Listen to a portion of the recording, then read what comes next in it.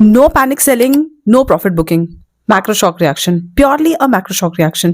Nifty तकरीबन 250 point 275 points, Sensex 700 और bank Nifty में 650 पॉइंट्स की गिरावट देखने को मिली. सेलिंग का trigger just a statement from your favourite Donald Trump that जो भी कंट्रीज रशिया से ऑयल इंपोर्ट करेगी उस पर 500% तक का टैरिफ लगा दिया जाएगा. नाउ इसमें 3 कंट्रीज का नाम शामिल किया गया है, China, Brazil and India. We are already paying a hefty tariff of 50% already. If this happens, this is going to be a massive, massive hit. Now, if this is just a general statement, that's okay. But this is not a statement. This is a global threat. Now, what they have done with Venezuela, they are trying to do it with other countries as well. अब मामला ऐसे समझते हैं कि India Russia से already discounted oil import कर रहा है.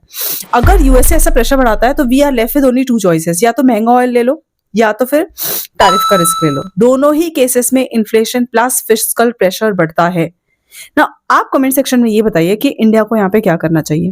आगे बढ़ते हैं. इसकी वजह से ग्लोबल सप्लाई चेन्स और commodity and currency volatility spike होगी.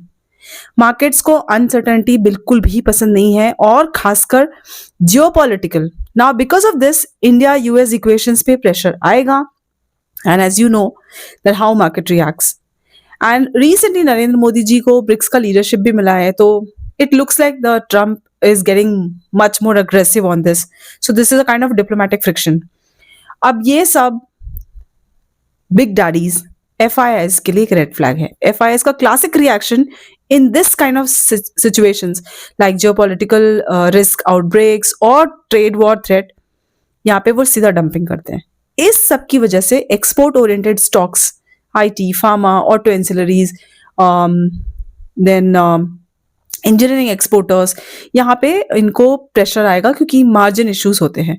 मार्केट ने फ्यूचर रिस्क को प्राइस इन कर लिया है. सो कंक्लूजन इज ये डोमेस्टिक वीकनेस नहीं थी, ना ही अर्निंग्स का इशू था कि एक वापस रीबाउंड मिलेगा. काफी ग्लोबल सेल ऑफ था. तो आपको यहाँ पे ये ध्यान रखना है कि वॉलेटिलिटी जो हाई रहेगी और न्यूज बेस्ड जो है वो मूव्स आने वाले हैं.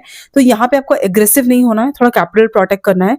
और इसीलिए क्योंकि at the right time you will be able to invest और trade. So risk management is going to the king here. Video अच्छी लगी हो तो let me know in the comment section.